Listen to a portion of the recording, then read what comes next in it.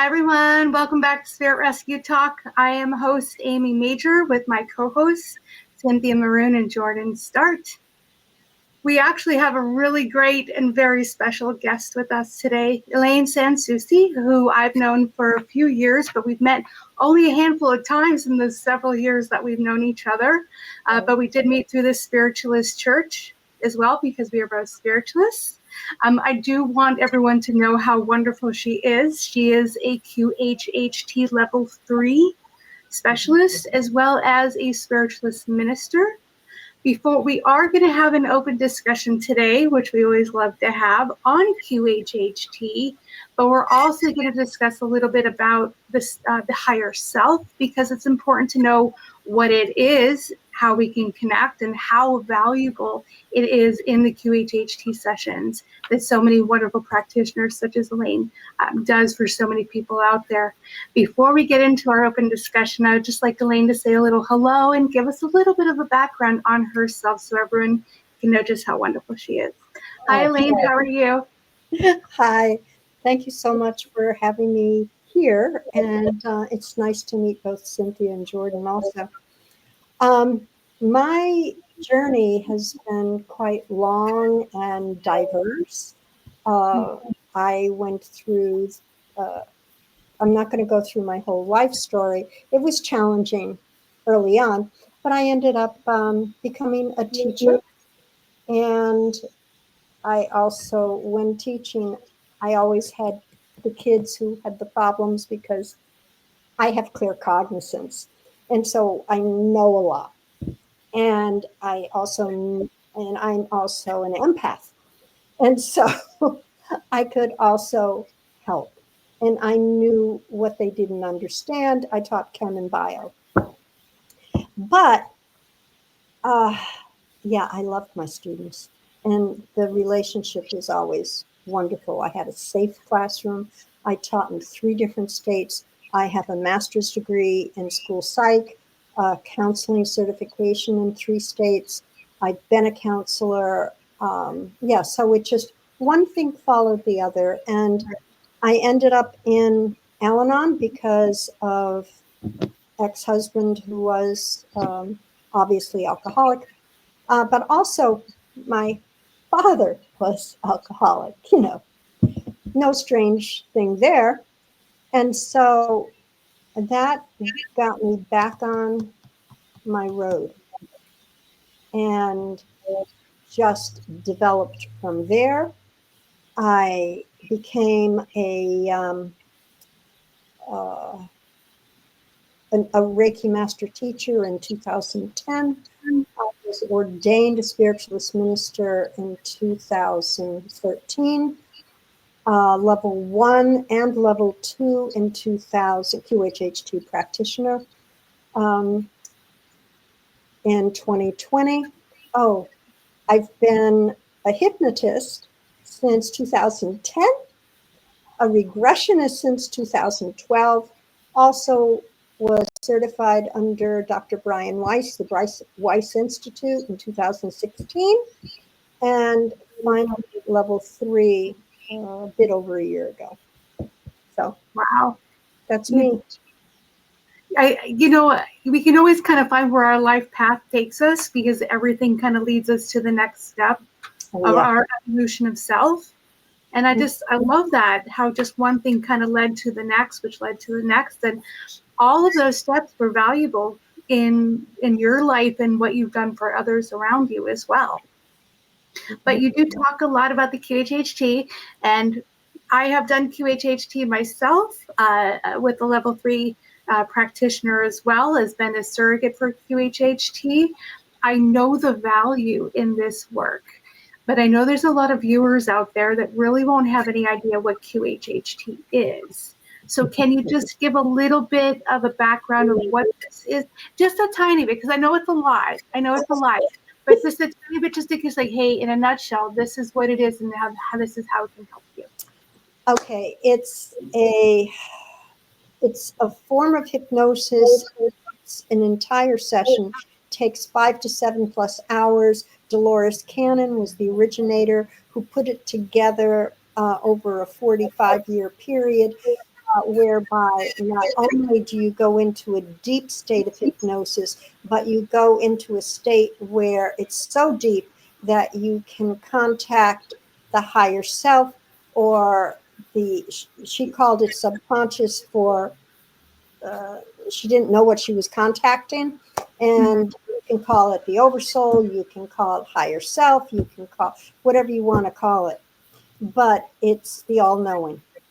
And it's the one who, the being, the part of you that has your entire history, that knows the whys of it all for you. And it's amazing. It's also a way to find out what is the origin of any problems that you're having. It could be relationship wise, it could be health wise, anyway, and then why we manifested it. Because the body is very literal. You know, if it's something with the eyes, usually there was something we didn't want to see. I mean, it's amazing. And so I could go on, but that's a little bit about it. I think that do you have the actual name of what QHHT is? Oh, yes, sorry. It's quantum healing hypnosis technique. Okay? Okay. And the worldwide center is in Arkansas, and there are right now 57 of us in the world who are level 3. Right. I heard there aren't that many, so you're very special to have that. I'm going to keep saying how special you are. Pardon? I just have a quick question, Elaine. For people who aren't familiar with QHHT, how could you explain the difference between level 1 versus 2 versus 3 in terms of a service they might experience? There's level 1 intern. They just have the class, and then they go out and practice. Level 2, and then they have to do 25 sessions before they're considered level 1. Level 2, they have to take an additional course and have the 25 also. Level 3 is where you have to do it the way Dolores did it. And so number 1, you have to have 125 sessions that have been documented. Then you have to have a training class. And then after that, you have to redo the level 2 if you haven't done it. It's a lot. And then it's not once and you're done. It's every 2 years you have to requalify. Right. I have a follow-up question as well. Yes. So for someone who is looking to access a session, what is the difference in them seeking out a level 3 practitioner versus a level 1? Okay, it's expertise. And experience? It's yes. Yes. The amount of experience, the knowledge, the know-how, because every single session is different. And we never know what's going to happen. Never. Because, I mean, you can think of one part of the hypnosis part is you go through a different existence. Now, the existence could be as another person, it could be as a grain of sand, it could be as an octopus, and you go through different days of the life of, or sometimes they hopscotch and they go here and then they go to another life and another day in a different life. And sometimes they stay in this life earlier because This is the most important life for them at this particular time. It's wherever it is the most appropriate time and place for them to go to find out information that connects with their problems and what's happening in their life right now. Okay. Well, thank you for answering that, and congratulations on your level 3 achievement. It certainly does sound like a lot of work. It is. It And is. dedication. Thank you very much. Yeah. And I know discussing QHHT and talking about connecting to the higher self and knowing that it is the oversoul of who we are. Can you explain a little bit about where is the higher self? And, you know, other than QHHT, are there other ways to connect to the higher self? I know this answer, but I'd love to hear from your perspective. Okay. Now, one of the things that happens during a session is that the channel from the individual to the higher self, and you usually do it this way, but it could be that way because the higher self is just a larger, it's spiritual. Okay, so it has no form. And part of an aspect of our soul is within us, and it's divine. And so the larger part is on the exterior, and that's called the higher self that has all of the information about us. And so, again, during a QHHT session, during hypnosis, the channel is open for communication. Now, this channel can be continued to stay that way once it's opened. Also, right now, many people are ascending. Those of you in this room, yeah, you know. And so many times, the higher self and the individual have merged. Now, how completely they have merged is, again, it's individual. And sometimes the individual says, oh no, I just made up all that stuff and it wouldn't have been possible. But part of it is that it may sound like them, because another thing that happens is that years ago, people's conscious mind went to sleep or kind of just clinked out, okay, during hypnosis. Now, a lot of times, many people are continuing to be aware, but they're not awake.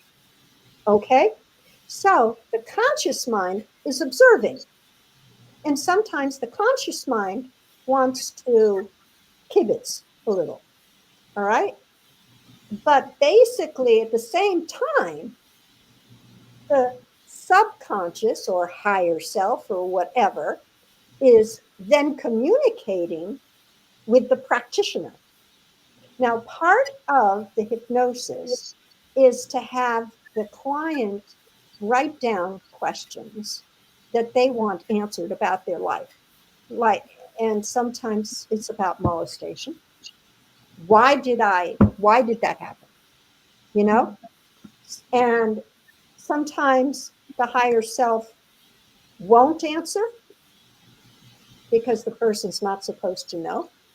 And so if I get a nothing or I get a no, then I ask why and what does the person have to do in order to get the answer.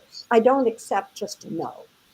And then I'll leave a space in the recording, and it is recorded, so that when the client is listening to the recording, if it's appropriate at that time, if the individual is ready, then, and this is true with any question, okay? Then the answer will come in, but only if it's appropriate. Right. Okay. Does that answer the question?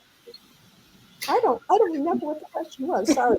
No, it goes where it needs to go. It does. And I've heard that so many times. You can only receive what you're ready to receive.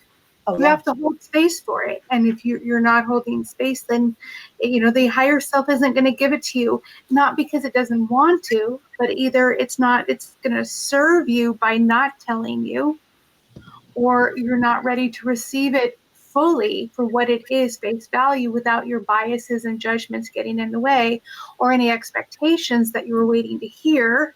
And the higher self knows that, and it says, well, now's not the right time to discuss it. Right.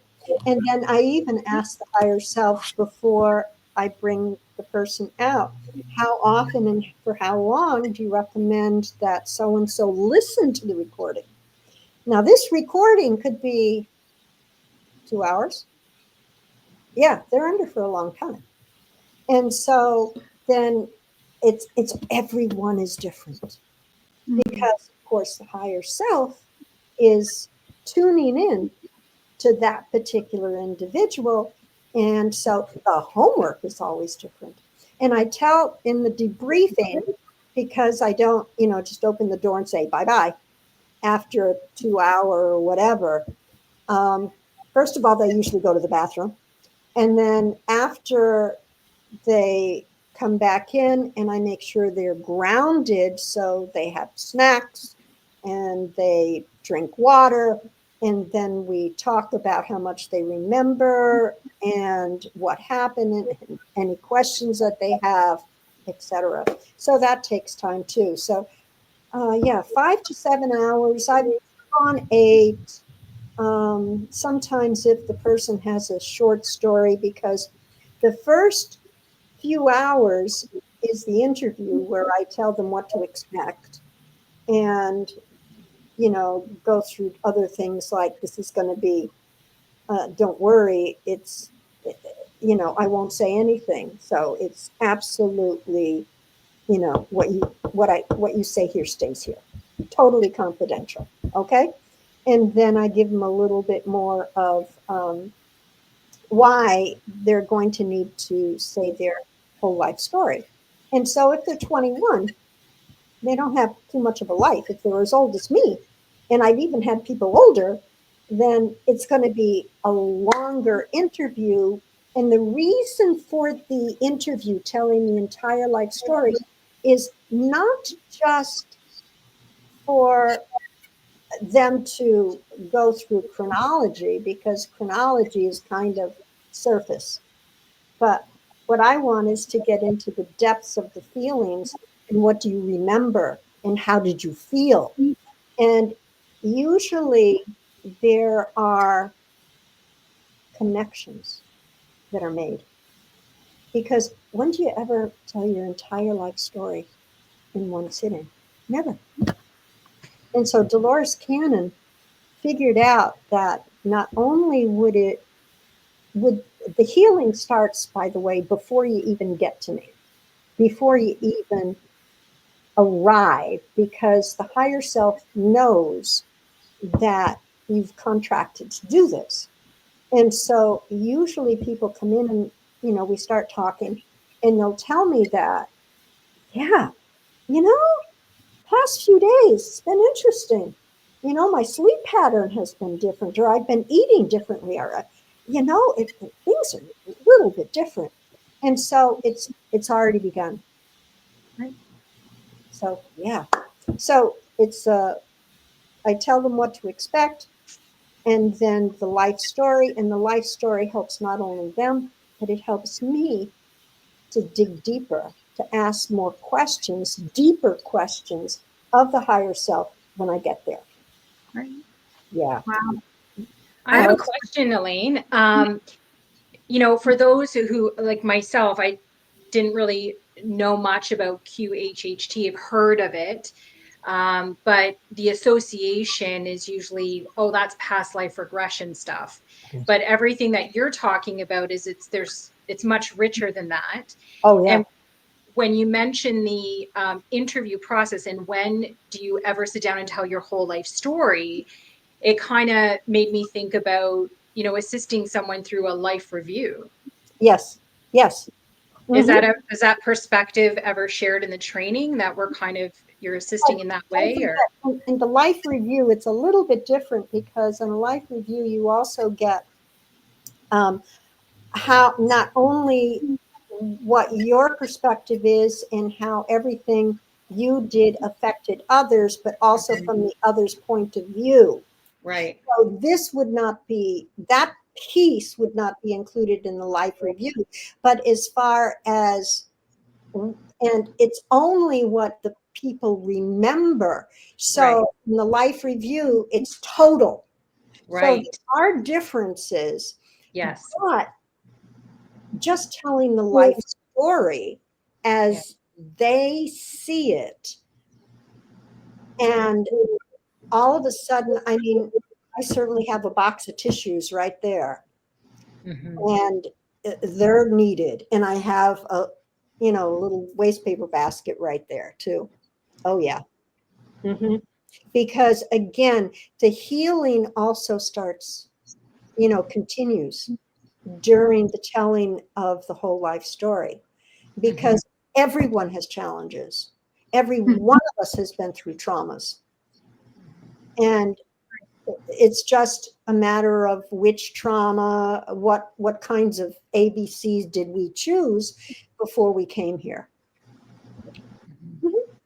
Right. Well, I know that the higher self has many forms.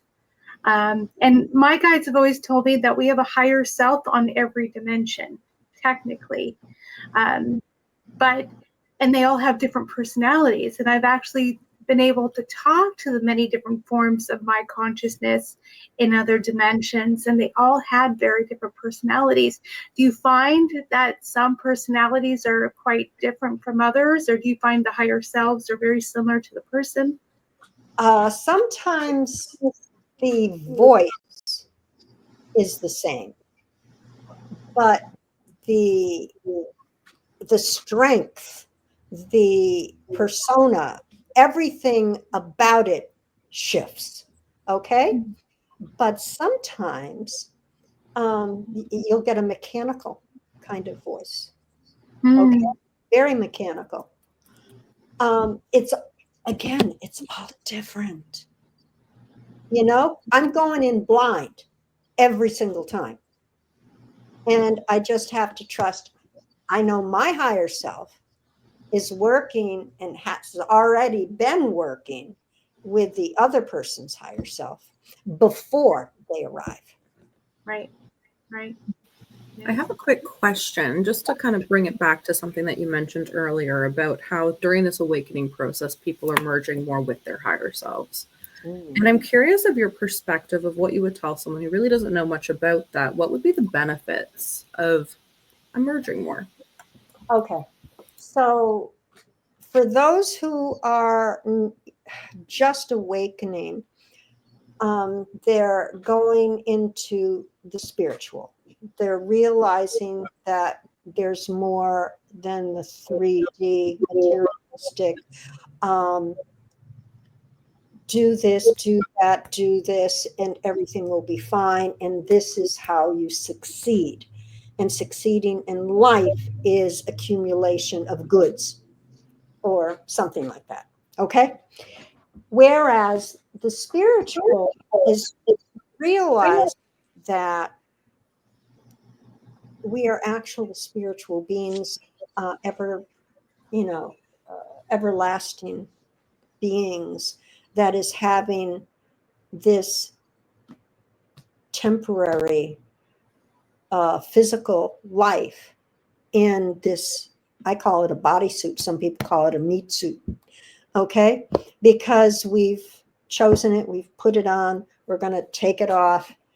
And we've been in other bodies, we've been other forms, we've been all over. Amy, you mentioned dimensions. We've been all over eternity and the different universes. And so I've had people being in the cosmos. All right.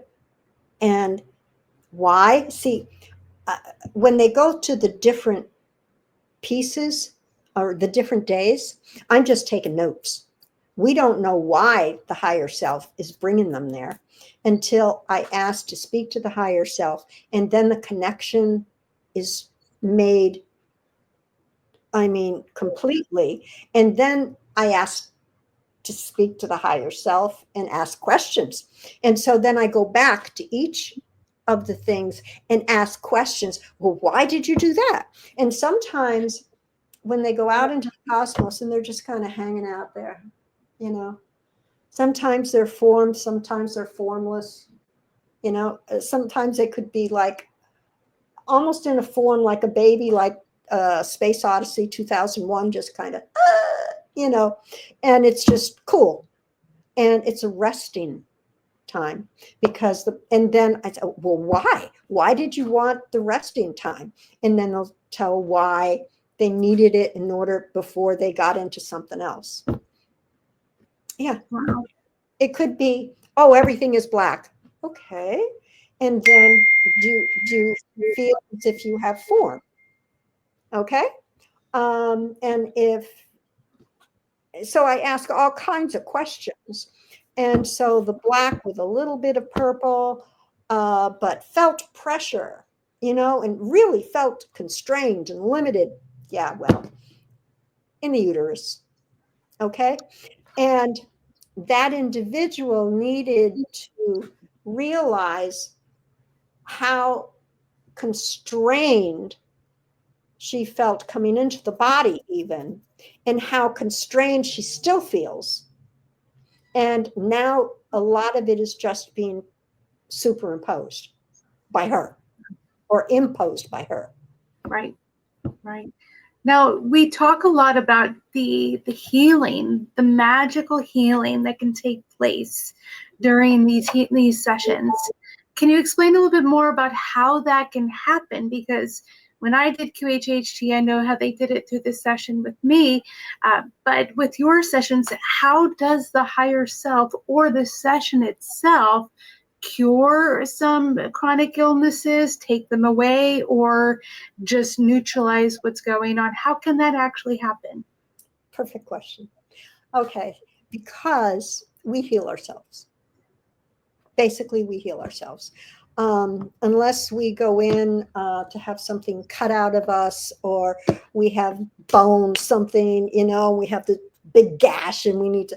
Basically, Western med is, you know, medicine to tamp on the For symptom. injury, mostly. But we heal ourselves. Right. Okay. And so we've been told that we don't and we can't. And so when the higher self can do anything. I mean, you could have stage 4 cancer and go back and have no tumor.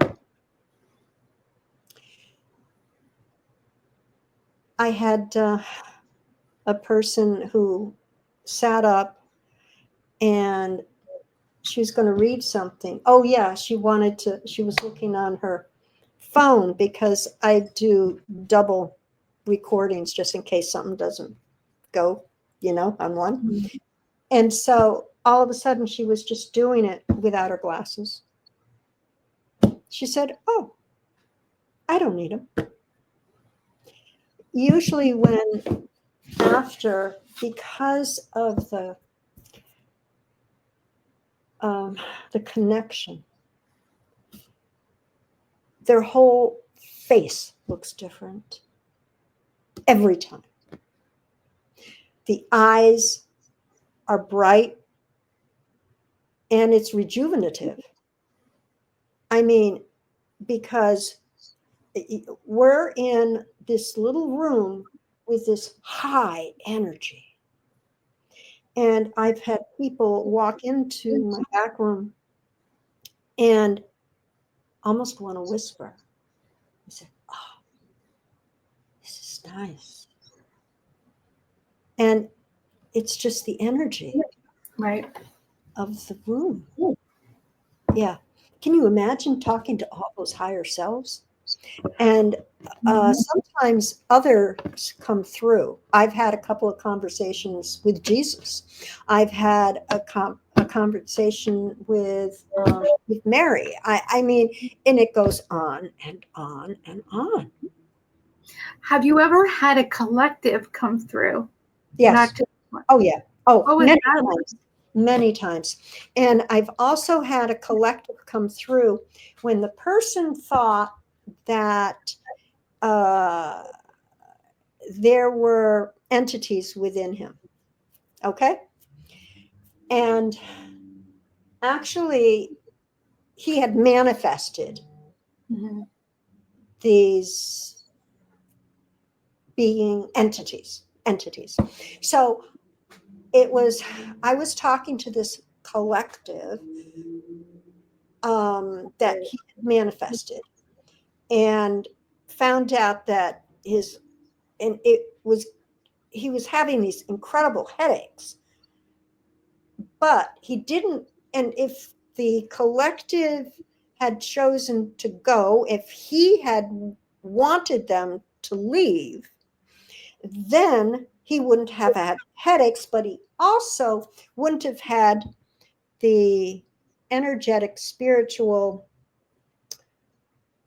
orgasms that he had been having. Okay. And they went back and forth. And so I was having the conversation with this the spokesperson for the collective. Also, every now and then I'd have the conversation with the higher self, and then there would be me, and then there's the guy. That was really interesting. And so he had a couple of collectives within him.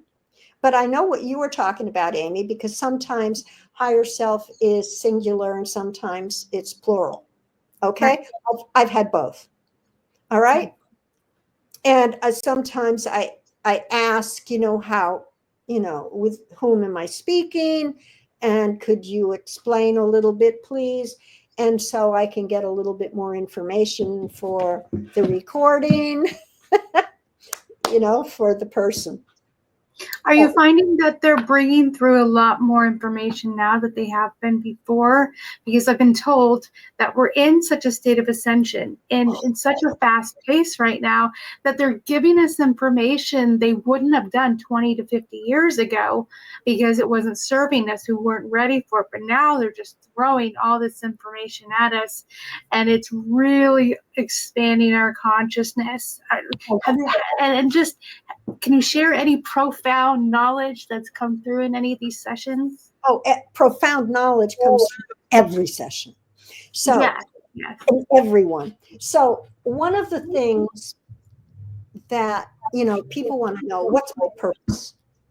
Most of the time, the higher self says to be. Mm-hmm. And I said, but what's my function? What am I supposed to do? The higher self basically says, you're supposed to continue doing what you're doing. It doesn't matter what you're doing, but how you are being. And a lot of times, the higher self also cautions the person or guides the person to take more time for self, because we're a human doing, not a human being. And so we keep having to put this and this and this and this and this and this, and just fill up our days with every minute. That last time. Mm-hmm. Okay. And it's absolutely no. And then it talks about, going back to nature and that kind of thing. So yes, profound every single time. Okay. And as far as, the ramping up of the awakening process, I'm getting many more people who are in their 30s who are basically saying, what in the world is happening? Yeah. And, I just, and I can't talk to anybody. And I want to know, what I can do to navigate what's happening to me. Right. Yeah. No, I know some people do come in with missions. Like my guides have been very clear, Amy, Yes. you're here to do something important. And Yes. so do some of these missions come in these sessions? Yes. Many people have been healers before. But here's one. Whenever I have somebody who comes in who has a soft voice, okay, I know what's been going on in their childhood. But it's very interesting at the end of the session when they speak, maybe not full volume, but with much more intent and louder. The decibels are a bit louder. That's wonderful to see. But some people have come in with missions, but not as many as you would think. Yeah. We need more. We need more people doing things that are. Actually, the thing is, as long as we have so many that are grassroots that are coming up, the balance is going to be tipped. And so the light is winning. Yeah. Right. And it's just going to take time. And it's not going to take that much time. I mean, I may or may not see it because I'm so old, but it's happening so rapidly. It is. We're shifting. Right now, they say we're in fourth dimensional density right now for most of us, tipping into the third dimension on occasion. But then we're trying to get to the fifth dimension. Right. Maybe in the next 100, 200 Many years. of us live in fifth dimension. Right. Okay, for the most part. And then we dip back into 3 and 4D. And for those of you out there who don't know what 3D, 4D, 5D, 3D is usually materialistic stuff. And you have hate, fear, a lot of fear, a lot of anxiety. Okay. And that's how you're living. And it's fight or flight. It's that kind of thing. And 4D is basically between 3D and 5D. 4D is still having your foot into 3D, but now realizing that there's compassion and love and peace. And peace actually starts from inside here, not outside there. And it's more that you're in charge of your own spirituality, not somebody else out there, not rules out there, but for your own truth, you're responsible. And so there's a shift that's going on between 3D and 5D is peace and brotherhood, non-judgmentalism, knowing that every experience that we have in this lifetime is just an experience and an opportunity for us to learn. Right. That's not easy. So 5D, and then there's compassion, a lot of compassion in 5D. And so we're in 4D and we're going into 5D. I have a question off of that, Elaine. So I feel like I don't want to answer for you, but I feel like I might know where you might go with this answer, but I think it's a really important question. Here, in my previous field, working in the field of addiction, I dealt with a lot of suffering. Oh yeah. Tremendous amount of suffering, 3D suffering. Right. And I'm curious to know, in your own spiritual journey, in everything, the modalities that you've learned and all of the QHHT sessions you've experienced, how has that shifted your view of human suffering? Sometimes that it was chosen. Yeah. Chosen. A lot of people don't like to hear that it was chosen, but it's chosen from the higher self. It was chosen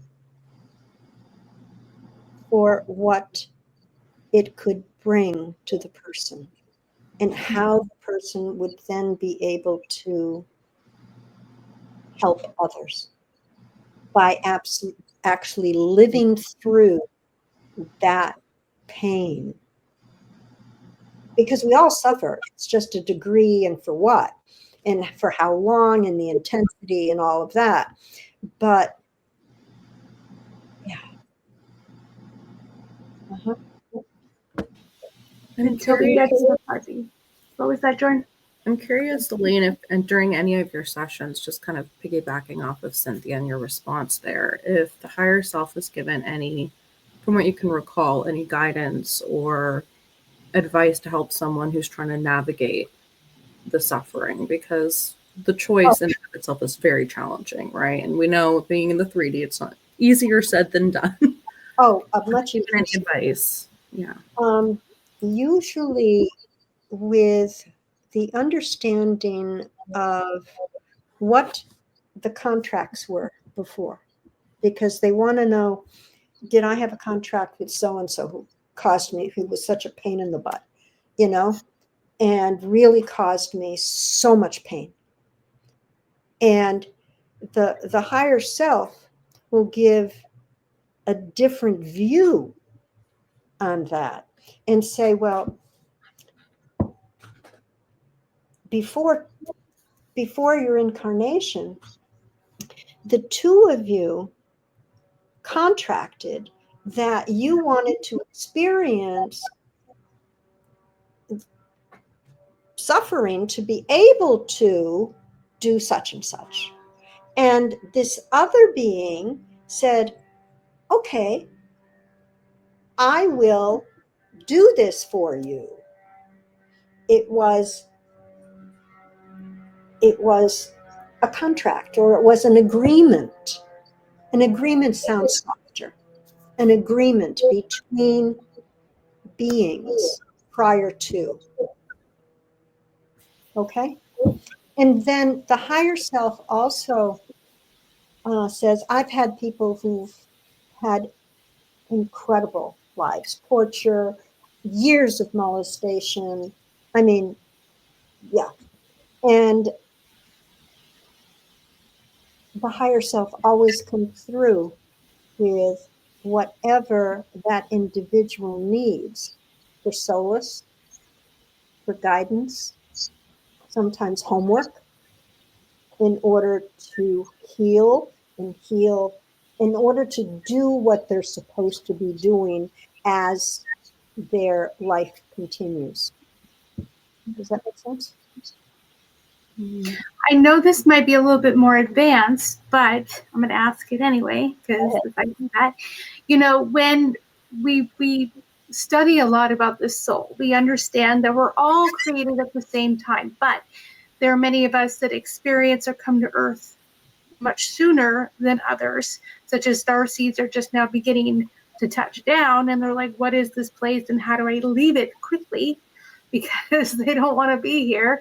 Exactly. And then there's some of us that are earthies that we've been here for thousands of years. So they kind of go into, okay, well, you're a baby soul, you're a mature soul, you're an old soul, all depending on how long you've gone through the earth experience, the human experience. How many times? Exactly. I've been told that those that are getting into more mature lives live the harder lives with more suffering. Have you noticed that certain souls at certain levels experience more suffering than others to gain that knowledge and that wisdom to be able to share with others? Because they say the older souls have already gone through it, and now they're the teachers and the guides and the mentors. But the mature souls are the ones that are really going through the trenches trying to figure this out to become wiser. What do you feel? Some of the older souls are actually young ones who've died. Right. And so they come in and they may have they may have childhood diseases. And so they came in and had the childhood disease, and it impacted not only the immediate family, but friends, the extended family, and not only for a short period of time, but for the rest of this period, the lives of the people they touched. And so those are some of the old souls. Some of the new souls come into my office and say, I don't belong here. You know, what am I doing here? And they want to know where they've come from. But the thing is that we're not just from one place. No. And we just haven't been on this plane on Earth. I mean, and we haven't just been humans. No. I mean, and we haven't just been animals, water, wind.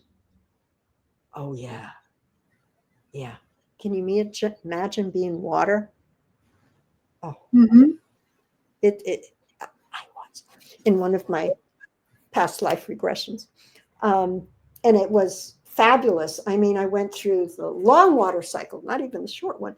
And it was incredible. Absolutely incredible. And the thing is that we're everything. And just because one aspect is this body doesn't mean that there aren't other aspects of the same soul living on this planet at this time. Plus, there are other aspects living in parallel realities in different dimensions all over. Right. And you might just meet one of them, which is yourself. Oh, yeah. Yeah. Mm-hmm. And then there are hybrids, and this and that, and then there are the ETs. And yeah. Mm-hmm. And have I had people with ET contact or hybrids? And oh, yeah. Now, I know this is a little off topic, but a lot of people have asked, since you're talking to higher selves, what about the twin flame? Do higher selves come in and kind of explain a little bit, such as, and the concept of twin flame, such as does the soul split and you have a doppelganger out there, or does the higher self have a twin flame, or do they not exist at all? And it's just something in the metaphysics that was made up to make people more romantic. I don't know. Well, it's yes and no, because yes, we can be a twin flame, but we can be more than just a twin flame, because don't forget that there are soul groups and soul families, and sometimes your soul partner is not necessarily going to be a romantic partner. Right. I mean, and it's very complex. But there's people out there that don't believe that twin flames exist. Has the higher self said anything, whether it's true or not? That the higher self has not specifically said, because usually yes, no answers I stay away from. I usually ask about open-ended questions so that the higher self just, sometimes I need yes, no answers, like when I'm asking to describe this, or are you young or old, or this, that, but generally it's open-ended so that I do not direct the higher self. Right. I do not try to channel. My mind's always going to finding out more information from the other side. And it would be interesting to have someone such as yourself take a medium into a QHHT session to channel a very high level being to gather more information about anything out there. And of course it has to go through the filters and the biases and judgments and everything. But going for more research, gaining more knowledge about what the astral plane is and into the fifth dimension and what people can expect. And I think getting that knowledge would be vital and important.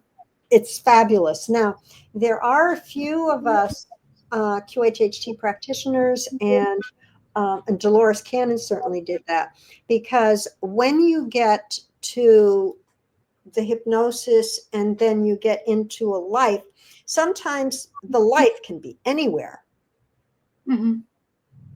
I mean, again, Lemuria, okay? But Mm-hmm. there were a bunch of us in Lemuria. Yep, been there. And yeah.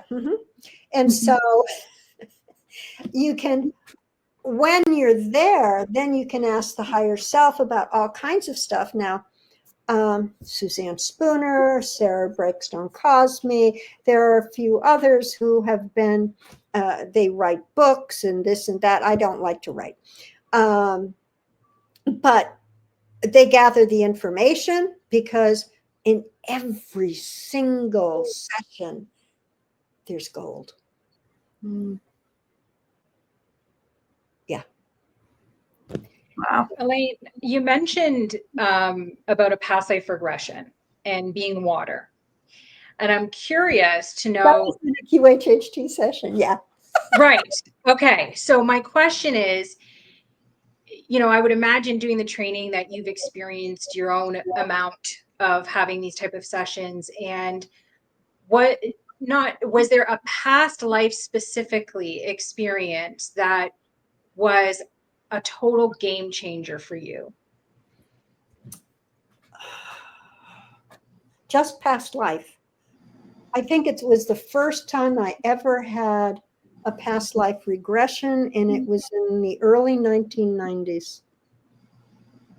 And at that time, the regressionist, and I had 4 different lives that he could go boom, boom, boom, boom. And he took down, of course, we didn't have recorded, he just took down notes. And the fact that my ex-husband was in that life, and I remembered and it was probably in the 1500s, that I didn't recognize his body. I recognized his soul. I recognized him. And I was just a young girl, a teenager, but my father had already chosen him for me. Mm-hmm. And I thought, oh my gosh, And so here we were playing it out again to finish the process. Wow. Yeah. So how did that impact you? Oh Lord, this is 30 years ago. I would say it just continued me on.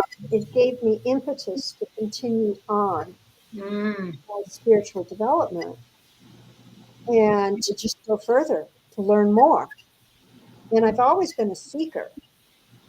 And that's why I kept shifting, And one part of me just wanted a stable, normal life. And boy, I haven't had that, And I'm still shifting. I'm still, growing. I'm still, yeah. Mm-hmm. Seems like the more you get into this kind of stuff, the more you transform as a person over time significantly. And the faster the transformation comes. Mm-hmm. And the more QHHT sessions I do, with each session, each one is phenomenal. Yeah.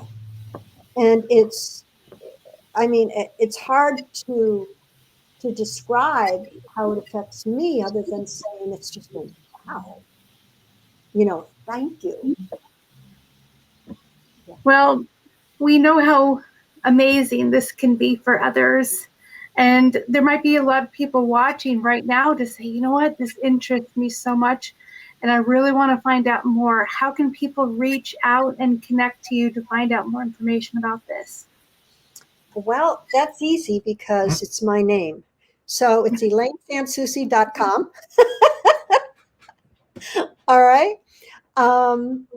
They can also find there's on there, it says all the services I do, including QHHT, what the prices are, or the price and how it's arranged. Some people come in from out of state. I have places to, different places they can stay nearby. I'm located in Peterborough, New Hampshire. That's where my office is. And I'm like poop. I'm on Facebook. I'm on Instagram, YouTube, let